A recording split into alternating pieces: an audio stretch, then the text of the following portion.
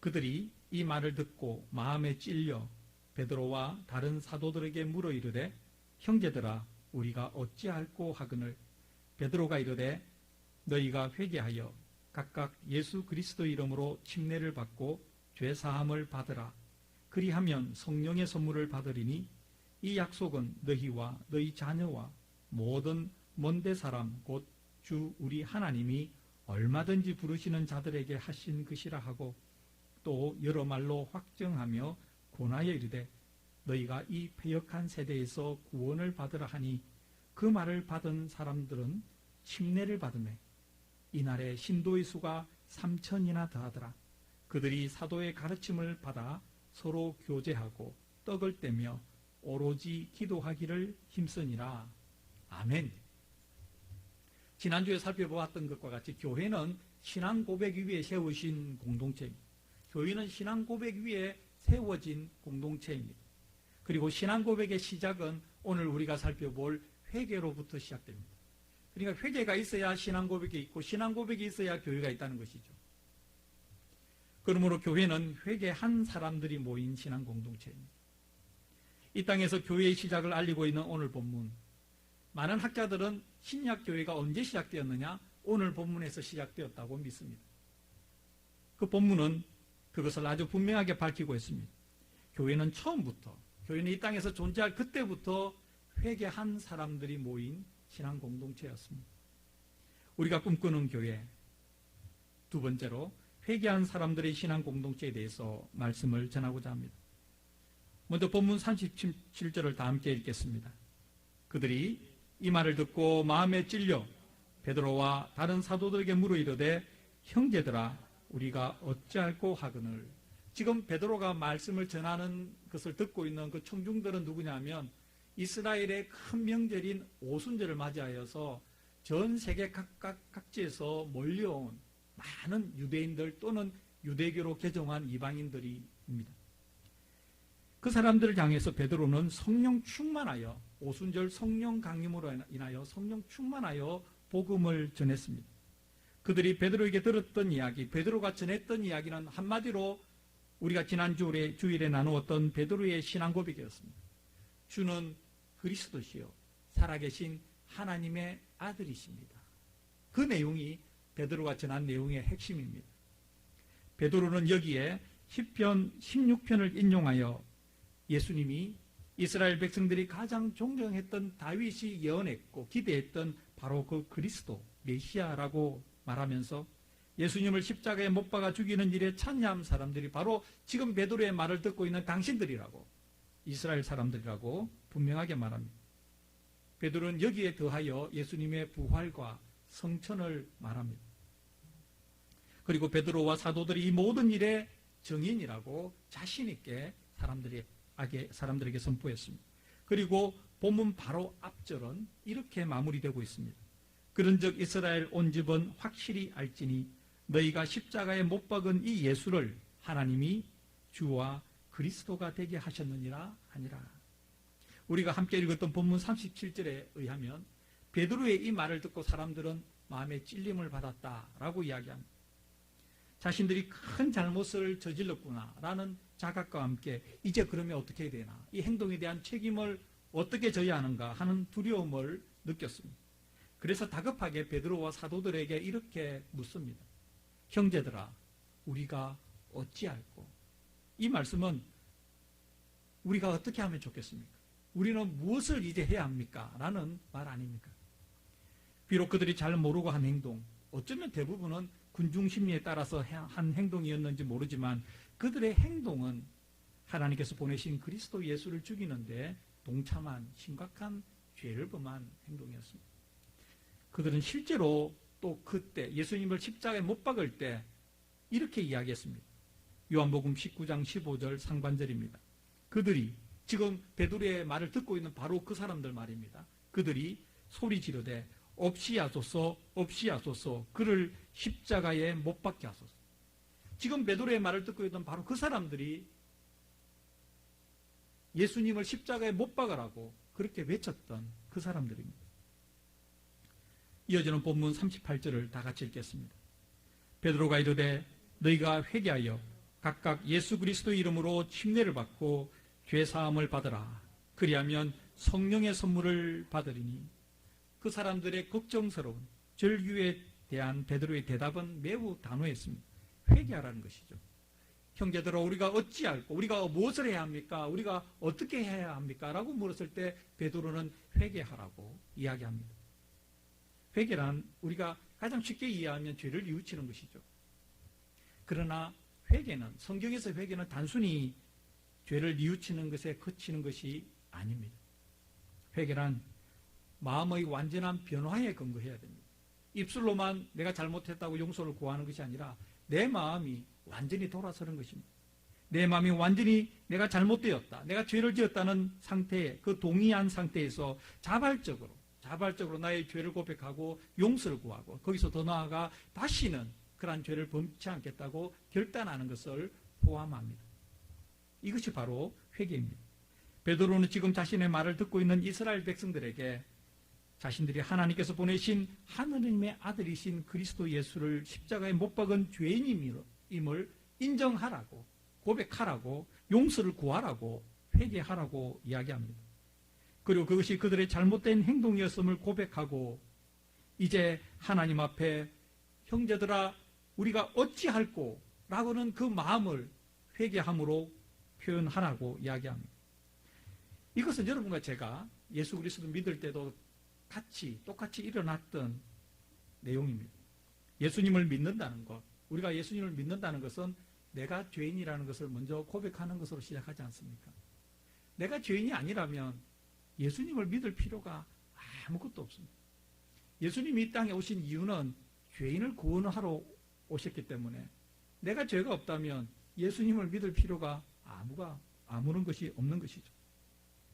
예수님께서 친히 이렇게 말씀하셨습니다. 마태복음 9장 13절 하반절에 나는 의인을 부르러 온 것이 아니요 죄인을 부르러 왔노라 하시니라. 예수님은 여러분과 제가 죄인이기 때문에 하나님께서 이 세상에 보내신 메시아 그리스도이십니다. 아멘. 우리는 죄인입니다. 우리 모든 사람은 죄인입니다. 바울은 이러한 사실을 로마서 3장에서 이렇게 말하죠. 모든 사람이 죄를 범하였음에 하나님의 영광에 이르지 못하더니.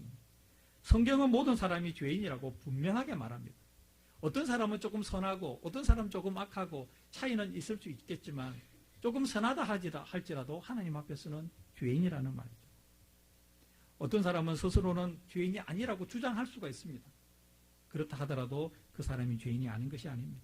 그 사람도 죄인입니다. 성경이 분명하게 그렇게 말씀하고 있기 때문입니다. 믿음의 시작은 여기에서 시작합니다. 내가 죄인이라는 사실을 인정하는 데서 시작합니다. 우리가 죄인이기 때문에 죄인을 구하러 예수님께서 이 땅에 오셨습니다. 우리가 예수님을 믿는 시작점은 내가 죄인임을 인정하는 것에서 시작합니다. 그런데 이때 내가 죄인이라는 사실을 인정하는 것이 성경에서 모든 사람이 죄인이라고 하니까 그래 내가 뭐 죄인이라고 해줍시다 이런 차원이 아닙니다. 마지못해 동의하는 그런 차원이 아닙니다. 내가 실제로 하나님 앞에서 죄를 범한 죄인임을 깨닫고 이 죄 문제가 해결되지 않으면 하나님 앞에서 심판을 받을 수밖에 없다는 사실을 인정하는 그러한 상태에서 내가 죄인임을 고백하는 것, 이것이 회개의 시작이 되는 죄인됨을 고백하는 것입니다. 따라서 내가 죄인이기 때문에 이 죄 문제가 해결되지 않으면 하나님 앞에서 심판을 받을 수밖에 없다는 절박한 마음에서 시작되는 것, 이것이 참된 회개의 시작입니다. 본문 37절에서 이스라엘 백성들이 형제들아 그러면 어찌할꼬 우리는 어떻게 해야 됩니까? 라고 베드로와 사도들에게 물었던 그 마음이 바로 이 마음이고, 여러분과 제가 예수님을 믿을 때 그러면 제가 어떻게 해야 됩니까? 라고 반문했던 마음이 바로 이 마음입니다. 실제로 우리가 복음을 전하다 보면 복음을 잘 들은 사람은 이렇게 대답하는 경우를 곧잘 보잖아요. 선생님 말씀을 잘 들었습니다. 그럼 나는 어떻게 해야 됩니까? 그럼 나는 어떻게 해야 됩니까? 이 말은 오늘 본문에 기록된 이스라엘 사람들이 형제들아 우리가 어찌할꼬 하는 말과 동일하지 않습니까? 자신이 죄인이라는 사실을 하나님 앞에서 진실되게 고백한 사람에게 성경에서 말씀하는 복음, 예수님을 믿으면 내 죄가 용서함을 받는다는 사실보다 더 기쁜 소식이 어디 있겠습니까? 그래서 굿뉴스 아닙니까? 기쁜 소식이고 복음이지 않습니까? 다른 그 어떤 방법으로도 해결될 수 없는 나의 그 죄인됨, 그것이 예수님을 믿음으로써 해결되기에 굿뉴스입니다. 기쁜 소식입니다. 이것이 그리고 나에게 기쁜 소식이라면, 나에게 기쁜 소식이 되었다면 내 주위에 있는 사람에게도, 아직 예수님을 모르는 사람에게도 당연히 기쁜 소식이지 않습니까? 더구나 그 사람이, 예수님을 믿지 않는 사람이 내 사랑하는 가족이라면, 나와 매우 가까운 사람이라면 우리가 그냥 지내볼 수 없는 거 아닙니까? 우리가 진실되게, 내가 죄인임을 진실되게 깨닫고 이 죄 문제가 예수 안에서 해결되었기 때문에 하나님의 자녀가 되었다는 이 축복의 사실을 정말로 동의한다면 우리는 우리 믿지 않는 사랑하는 가족을 향해서 또는 믿지 않는 사람을 향해서 절실한 마음으로 어찌할까? 이렇게 계속 안 믿으면 어떻게 할까? 이런 마음으로 기도할 수밖에 없을 것입니다. 저는 오늘 우리가 예수님을 믿을 때 했던 이 회개에 더하여 한 가지 회개를 더 붙여 설명드리려고 합니다. 교회는 오늘 설교 제목처럼 회개한 사람들의 공동체입니다. 그러나 여기에서 끝나지 않습니다. 그 교회는 또한 회개하는 사람들의 공동체이기도 합니다. 그리스도인이 그리스도인답게 살아가기 위해서, 교회를 이루는 사람으로 살아가기 위해서는 우리는 반드시 매일매일 회개하며 살아가야 합니다. 우리 교회는 새벽 기도를 할 때 시작을 주기도문을 드리는 것으로 시작합니다. 우리 교회 새벽 기도를 하시는 분은 모두 아시겠지만 저는 그 시간에 의도적으로 주기도문을 천천히 그렇게 인도합니다. 대부분의 사람들은 주기도문을 너무나 잘 알고 있기 때문에, 외웠기 때문에 아주 익숙하게 습관적으로 이렇게 쭉 합니다. 마치 누가 잘 외우나 경진대회 하듯이 그렇게 빨리 지나갈 수가 있습니다. 그런데 그렇게 하기에는 너무 귀한 내용이죠. 주기도문의 말씀은 너무나 귀하기 때문에 우리는 하루를 여는 그 새벽 첫 시간에 주의 기도, 주기도문은 예수님께서 우리에게 이렇게 기도하라고 가르쳐 주신 주기도문을 천천히 그 의미를 묵상하며 그렇게 기도드리고 있습니다. 주기도문에 이런 내용이 있지 않습니까? 우리가 우리에게 죄 지은 자를 사하여 준 것 같이 우리 죄를 사하여 주시옵고. 죄 용서를 구하는 회개의 기도죠. 예수님께서는 우리에게 살아가면서 매일매일 회개의 기도를 하라고 말씀하신 것이죠. 그래서 주기도문의 회개의 내용을 예수님께서 포함시켜 주신 것입니다. 여러분이나 저나 모두 예수님을 믿을 때 근본적인 회개를 했죠. 그래서 하나님과 우리의 관계가 회복된 거 아닙니까? 그럼에도 불구하고 살아가면서 매일 매순간 우리는 죄를 짓습니다. 우리는 참으로 알게 모르게 많은 죄를 짓고 살아가지 않습니까? 성경에서 이렇게 하라고 말씀하신 것을 하지 않는 것도 죄고요. 이렇게 하지 말라고 말씀하신 것을 거꾸로 행하는 것도, 범하는 것도 죄입니다. 또 죄는 이렇게 말과 행동으로만 짓는 것이 아니라 우리 마음의 생각과 마음으로 충분히 죄를 짓는 거 아닙니까? 그래서 우리는 정말 많은 죄를 짓고 살아갑니다. 한순간도 죄로부터 우리가 완전한 상태라고 말할 수 없습니다. 그렇게 우리에게는 항상 회개할 내용이 있습니다. 항상 하나님께 회개할, 용서를 구할 죄가 있습니다. 따라서 순간순간, 매 순간 특히 죄를 지었을 때는 회개하며 살아가야 합니다. 그랬을까요? 저는 우리 믿음의 선배들이 우리에게 전해준 죄인의 기도가 너무 좋습니다. 여러분 죄인의 기도 기억나시죠? 주 예수님, 저를 불쌍히 여겨주시옵소서. 저는 죄인입니다. 제가 이 믿음의 기도 여러분에게 죄인의 기도 자주 하라고 말씀드렸는데 많이 하고 계시죠? 예, 많이 하셔야 됩니다. 정말 우리 믿음의 선배들이 전해준 여러 가지 기도 중에 이 죄인의 기도가 너무나 좋습니다. 주 예수님이라고 시작하는 순간 벌써 우리의 마음은 녹아들기 시작합니다. 이 더러운 놈 때문에, 이 보잘것없는 나 때문에 예수님께서 십자가에 죽으셨다. 예수님께서 십자가에 죽으셨다. 그러나 죽음에 머물지 않고 하나님께서 그 예수님을, 십자가에서 죽으신 예수님을 부활시켜 승리의 주가 되게 하셨다. 그런 마음을 가지고 신앙 고백으로 주 예수님 하는 순간 벌써 우리의 기도는 승리한 겁니다. 주 예수님. 그리고 고백하지 않습니까? 저를 불쌍히 여겨주시옵소서.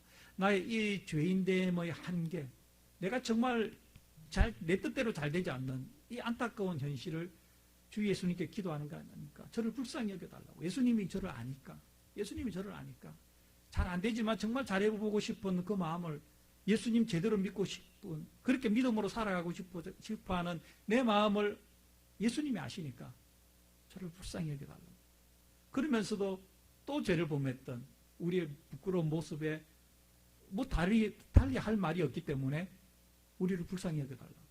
그러면서 덧붙이는 기도, 저는 죄인입니다. 여러분, 이 죄인의 기도 많이 하는 거 부끄러운 게 아니고요. 많이 할수록 더 하나님과 예수 그리스도와 가까워지는 기도라고 저는 생각합니다. 죄인의 기도를 많이 드리는 우리가 되기를 바랍니다.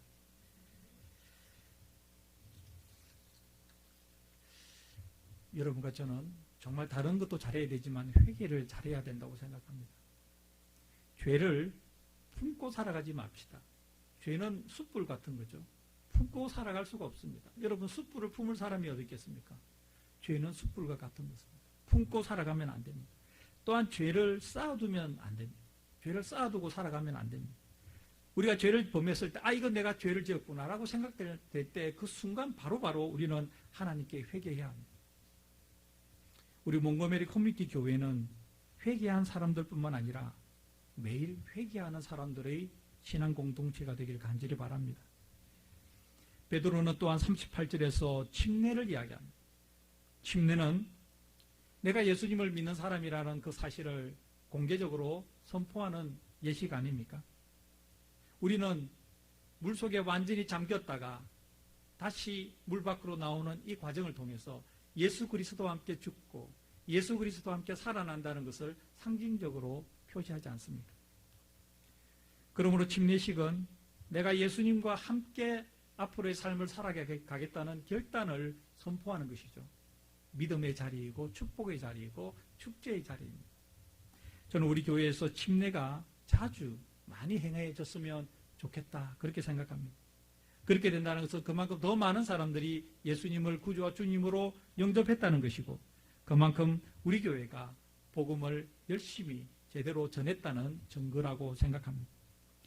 우리가 그렇게 할수록 우리 교회는 침례를 통해 더 많은 영적인 축복과 기쁨과 축하의 자리가 일어날 것이라고 생각합니다. 그리고 사실 먼저 예수님을 믿고 먼저 예수님을 믿은 우리가 아직 예수님을 믿지 않는 분에게 예수님을 전하고 그분이 예수님을 영접하고 결단하고 내가 예수님을 믿었음을 다른 사람에게 공개적으로 말하겠다고 선포하겠다고 결심하고 침례를 받을 때 그 자리에 그 복음을 전한 사람, 그분을 예수님께 인도한 사람이 그 자리에 증인으로 참석한다는 것은 매우 놀라운 기쁨입니다. 여러분, 이런 경험 지금까지 많이 해보셨습니까? 몇 번 해보셨습니까? 이 놀라운 기쁨을 저는 표현할 길이 별로 없어가지고 한참 헤매다가 제가 설교문에 이렇게 적었습니다. 아름다운 향기가 오래 머무는 기쁨. 이런 기쁨이 어떤 기쁨인지 여러분 상상해 보시기 바랍니다. 아주 오래전에 제가 한국에서 아파트에서 베란다에 동양난을 키웠는데 어느 날 베란다 문을 열고 나갔는데 전에 없던 화사한 향기, 정말 너무나 고급스러운 향이 나더라고요. 뭐지? 하고 찾아보니까 그 난에서 꽃대가 올라와서 노란 난 꽃이 피었습니다. 그 향기가 얼마나 좋았는지 모릅니다. 그 향기보다 비교할 수 없을 정도로 아름다운 향기, 그리고 오래 머무는 향기가 내가 예수님을 전한 사람이 복음을 영접하고 예수님을 영접하고 침례를 받는 그 순간 그 자리에 내가 축하하는 사람으로 증인으로 참석하는 것입니다. 여러분, 이런 기쁨을 누리시기를 권합니다. 세상이 줄 수 없는 기쁨입니다. 저는 이것이 천국의 기쁨을 우리가 미리 맛보는 것이라고 생각합니다. 베드로는 38절 하반절에서 또한 매우 귀중한 사실을 하나 덧붙이고 있는데요. 그것은 회개하고 예수님을 믿는 사람에게 성령을 주겠다고, 성령을 주겠다는 약속입니다. 예수님을 믿는다는 것과 성령을 받는다는 것은 동전의 양면과 같은 것입니다. 예수님을 믿는 사람은 성령을 받았고 성령을 받은 사람은 예수님을 믿는 사람입니다. 예수님은 사도 바울은 예수님을 믿는 모든 사람이 성령을 받았다는 사실을 고린도전서 12장에서 이렇게 말씀하고 있습니다. 우리가 유대인이나 헬라인이나 종이나 자유인이나 다 한 성령으로 침례를 받아 한 몸이 되었고 또 다 한 성령을 마시게 하셨느니라. 아멘. 이 말씀은 예수 믿는 사람은 성령을 받았다는 것이죠. 예수 믿는 사람은 성령을 받았다는 것입니다. 지금까지 이 말씀을 좀 요약해보면 예수님을 믿는다는 것은 회개를 전제로 하는 것입니다. 회개를 전제로 하는 것이고, 회개하고 예수님을 믿는다는 표현에는 죄 사함을 받는다는 내용이 들어있고 성령을 선물로 받는다는 것이 들어가 있습니다. 그래서 회개하고 예수님을 믿는다에는 죄 사함, 성령은 받음, 이것이 모두 패키지로 들어가 있습니다. 패키지에는 다 들어가 있는 것이죠. 뭐 하나 빠질 수가 없습니다. 이것은 하나님께서 예수님을 믿는 사람에게 주시는 놀라운 축복의 패키지입니다. 그리고 이런 축복으로의 초대는 방금 읽은 고린도전서 12장 말씀과 앞으로 지금 우리가 읽을 본문에서 알 수 있듯이 모든 사람에게 그 길이 열려 있습니다. 본문 39절과 40절을 다 함께 읽겠습니다. 이 약속은 너희와 너희 자녀와 모든 먼데 사람 곧 주 우리 하나님이 얼마든지 부르시는 자들에게 하신 것이라 하고 또 여러 말로 확증하며 권하여 이르되 너희가 이 패역한 세대에서 구원을 받으라 하니, 우리가 하나님의 말씀을 읽을 때 끝까지 긴장해야 되는 이유가 오늘 여기부터 다음 구절 41절까지 계속 나옵니다. 우리가 하나님의 말씀을 대충 읽고 그 다음 말씀을 지레짐작으로 생각해버리면 우리는 잘못된 길로 들어갈 수가 있습니다. 오늘 지금 39절에서 40절 말씀이 그렇습니다. 베드로를 통해서 말씀하신 구원으로의 초대에 있어서는 신비로운 면이 있습니다. 우리가 이거는 이해할 수가 없는 부분이 있는데요. 첫 번째는 하나님께서 인종과 혈통에 관계없이 구원을 주시겠다고 약속하셨다는 것이죠. 이스라엘 사람들이 이것을 믿지 않습니다. 자기들만 구원받았다고 구원을 받을 사람이라고 생각하지만 성경은 그렇게 말하고 있지 않습니다. 예수 그리스도의 이름으로 누구든지 회개하고 침례를 받고 죄사함을 받고 성령을 선물로 받은 이 놀라운 축복의 패키지에는 인종의 구분, 혈통의 구분이 없습니다. 두 번째는 그럼에도 불구하고 이 약속은 하나님께서 부르시는 자들에게 한정된다는 것이죠. 하나님께서 부르시는 자들에게 한정된다. 이것은 우리가 도무지 이해할 수 없는 영역이고 우리가 알 수가 없습니다. 우리는 어떤 사람이 하나님의 부름을 받은 사람인지 하나님의 부름을 받지 않은 사람인지 알 수가 없습니다. 하나님만 아시는 하나님의 비밀입니다. 저는 이러한 사실이 우리에게 복음을 전하는 데 있어서 제약을 준다고 생각하지 않고 오히려 더 자유케 한다고 생각합니다. 왜냐하면 우리가 이 사람이 하나님께서 부르심을 받은 사람인지 아닌지 알 필요가 없기 때문이죠. 복음을 전하는 데 있어서는. 우리는 우리가 해야 될 일을 하고 하나님은 하나님께서 하실 일을 하십니다. 우리가 해야 될 일은 예수님이 그리스도이시다, 구세주이시다, 하나님의 아들이시다, 예수님을 믿으면 죄가 용서받는다는 사실을 전하는 것이고요. 그 사람이 예수님을 믿을지 말지는 우리가 관여할 바가 아니라는 것이죠. 그것은 하나님과 그 사람의 사이의 일입니다. 그렇기 때문에 어떤 사람이 하나님의 부르심을 받은 사람인지 아닌지는 우리가 알 필요도 없고 알 필요가 없기 때문에 우리는 복음을 전하는 데 있어서 굉장히 자유롭다는 것이죠. 우리는 가릴 필요가 없습니다. 우리는 아는 사람, 우리가 전할 수 있는 사람이 누구가 되었든지 간에 예수는 그리스도이시다, 예수는 구세주이시다, 예수님 믿으면 죄 용서받는다, 성령을 선물로 받습니다 라고 우리는 전하기만 하면 됩니다. 아멘. 쉽지 않습니까? 예수님을 믿지 않는 분들에게 예수님을 소개하는 것은 먼저 예수님을 믿어 하나님의 자녀가 된 우리가 마땅히 해야 할 우리의 의무이고 책임입니다. 그리고 그 이후의 일은 하나님께서 다 하시니까 우리가 관여할 사항이 아닙니다. 우리가 할 수 있는 것은 단지 복음을 자주 더 많이 전하는 것입니다. 저는 하나님 앞에 가서 섰을 때 우리가 대답해야 될 것 중에 하나가 너가 나를 얼마나 많은 사람에게 전했느냐가 있을 거라고 저는 예상 문제라고 생각합니다. 이거는 출제 확률이 굉장히 높은 예상 문제입니다. 그때 머리만 이렇게 긁적긁적 하고 있다가 하면 얼마나 부끄럽겠습니까? 그때 이렇게는 이야기해야 되지 않겠습니까? 하나님, 제가 비록 많이 전하지는 못했지만 그러나 최대한 전하려고 애썼습니다. 하나님 우리 마음을 아시지 않겠어요? 그렇게 말을 할 수는 있어야 되지 않겠습니까? 아멘. 하나님의 신비가 또 하나 더 있는데 본문 41절과 42절을 다 같이 읽겠습니다. 그 말을 받은 사람들은 침례를 받음에 이날에 신도의 수가 3,000이나 더하더라. 그들이 사도의 가르침을 받아 서로 교제하고 떡을 떼며 오로지 기도하기를 힘쓰니라. 41절은 이렇게 시작되죠. 그 말을 받은 사람들은 침례를 받으며, 이 말은 무엇입니까? 베드로가 전하는 말을 받지 않은 사람들이 있다는 것이죠. 우리는 어떤 사람이 복음이 선포될 때 하나님의 말씀을 받을지 받지 않을지 또한 모릅니다. 그래서 우리는 복음을 전할 때 이 사람이 받지 않을까 봐 두려워하는 마음을 가질 필요가 애당초 없습니다. 그냥 나는 내가 알고 있는 걸 전하는 것이죠. 이 사람이 받을지 안 받을지는 정말 몰라도 되는 일입니다. 제가 한 번은 복음을 전하다가 이단 안모시기 정인이라는 이단 단체가 있는데 거기에 자기가 속한 사람이라고 저한테 밝힌 사람에게 복음을 전한 적이 있는데요. 저는 그분에게 복음을 전하면서 이 사람이 내가 전하는 복음을 믿을지 안 믿을지 1도 걱정 안 했습니다. 단지 내가 알고 있는 사실을 빠짐없이 전해야겠다는 그런 생각만 있었죠. 제가 걱정한다고 될 일이 아니고 내 일도 아니고, 저는 그 사람에게 예수 그리스도가 구세주이시다가 안상홍이 구세주가 아니고 예수 그리스도가 구세주라고 선포하는 것이 제 일이죠. 똑같습니다. 우리가 어떤 사람에게 말을 할 때 그 말을 받는 사람이 있고 받지 않는 사람이 있습니다. 이건 역시 하나님의 신비에 속한 것이죠. 정말 중요한 것은 내가 사랑하는 사람이 하나님의 말씀을 받는 사람이 되었으면 좋겠다는 거 아니겠습니까? 그렇잖아요.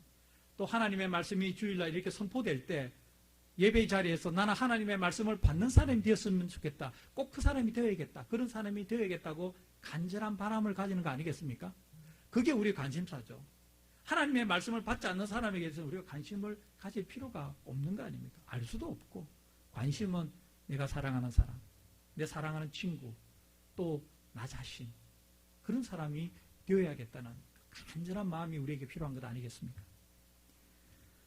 베드로의 이 말을 듣고 그 말을 받은 사람들은 침례를 받았고 이 땅에 신약교회가 탄생하는 시초에 신앙 공동체를 이루는 사람의 축복을 받게 되었습니다. 교회를 이룬 그들의 행한 일이 무엇인가 42절에서 이렇게 밝히고 있습니다. 우리 다시 한번 다 함께 본문 42절을 읽겠습니다. 그들이 사도의 가르침을 받아 서로 교제함, 떡을 떼며 오로지 기도하기를 힘쓰니라. 아멘. 이것이 교회가 이 땅에 최초로 세워진 교회가 한 일이고 지금 우리 교회가 해야 될 일입니다. 교회는 다른 것 하는 곳이 아니고요. 하나님의 말씀을 가르치는 곳이고 하나님의 말씀을 배우는 곳입니다. 교회는 믿음과 삶을 나누는 가운데 서로 친교하고 교제하는 것이고 약한 사람의 약함을 돌보는 것이고 따뜻하게 보살피는 것이고 그리고 함께 기도하는 공동체입니다. 저는 우리 교회가 더도 말고 덜도 말고 딱 이런 교회가 되기를 바랍니다. 뭐 다른 것 좋은 것 더 많이 하면 좋겠죠. 그러나 이게 우선입니다. 이게 핵심입니다. 이것 하고 나서 다른 것을 기대해야 됩니다. 그런데 오늘 말씀드린 주제, 회개한 사람들 또는 회개하는 사람들과 교회다운 교회가 되기 위한 것은 아주 긴밀한 관련이 있습니다. 교회다운 교회를 이루기 위해서 첫 번째는 사람들이 회개한 사람들이 그 교회 공동체를 이루어야 된다는 것이고요. 두 번째는 회개하는 사람들이 그 교회 공동체를 이룰 때 이 일을 할 수 있습니다. 날마다 자신의 죄 앞에 서서 대면하여 하나님 앞에 회개하는 사람이 하나님의 말씀을 제대로 배울 수 있고 제대로 가르칠 수 있습니다. 날마다 회개하는 사람이 교회 안의 형제 자매를 진심으로 사랑하고 돌볼 수 있습니다. 그리고 교회 안에서 회개하는 사람이 성결한 사람이 되어 거룩한 마음을 가지고 함께 기도할 수 있습니다. 아주 간단한 예를 들어볼게요. 교회에서 교제하다 보면 상처 주고받고 이런 이야기 너무나 많이 들었잖아요. 여러분도 많이 들었고 목사는 더 많이 듣겠죠. 어떻게 그 문제를 해결할 수 있겠습니까? 회개하는 것 외에는 방법이 없습니다. 상처를 준 사람은 회개해야 됩니다. 하나님 앞에 회개하고 나로 인해 상처를 받은 사람을 찾아가서 회개해야 됩니다. 잘못을 구해야 됩니다. 용서를 구해야 됩니다. 또 상처를 받은 사람은 하나님 앞에 나에게 상처를 준 사람을 용서하겠다고 이름을 거명하며 그 사람을 위해서 기도해야 됩니다. 용서를 위해 기도를 해야 됩니다. 그리고 저 역시 그 상처를 받은 사람 역시 하나님 앞에 자신의 죄를 회개하는, 또 알게 모르게 알지 못하게 자신으로 인하여 상처를 받은 어떤 사람을 위해서 또한 기도를 해야 됩니다. 그러니까 교회다운 교회가 이루어지기 위해서는 매일매일 회개하는 사람들이 그 교회를 구성하는 수밖에 다른 방법이 없습니다. 어떻게 그런 교회를 이룰 수 있겠습니까? 하나님 앞에 내 죄를 돌아보는 사람, 그리고 그것을 붙잡고 참회하며 회개하는 사람, 하나님의 용서를 구하는 사람. 그래서 죄인의 기도가 우리 모두에게 필요한 겁니다. 날마다 주 예수님, 저를 불쌍히 여겨달라고. 저는 죄인이라고.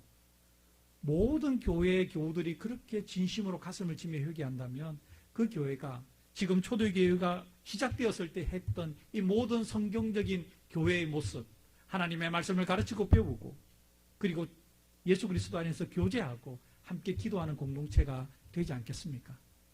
저는 우리 교회가 그렇게 되기를 바랍니다. 사랑하는 교회 여러분, 교회는 회개한 사람들의 신앙 공동체입니다. 또한 교회는 지속적으로 회개하는 사람들의 신앙 공동체입니다. 아직 회개하지 않은 사람, 그래서 죄사함을 받지 못한 사람, 그래서 예수님의 몸인 교회에 속하지 않은 사람은 먼저 회개해야 합니다. 예수 그리스도의 이름으로 침례를 받아야 하고 죄사함을 받고 성령을 선물로 받아야 합니다. 동시에 여러분과 저는 지속적으로 회개해야 합니다. 날마다 죄인의 기도를 진지하게 드리면서 하나님 앞에 정결한 사람으로 거룩한 그리스도인으로서 하나님의 축복된 공동체, 예수님의 몸인 교회를 이루며 살아가기를 결단하고 기도해야 합니다. 저는 우리 교회가 회개한 사람들의 신앙 공동체이자 매일 회개하는 사람들의 신앙 공동체가 되기를 간절히 바랍니다. 아멘. 기도드리겠습니다.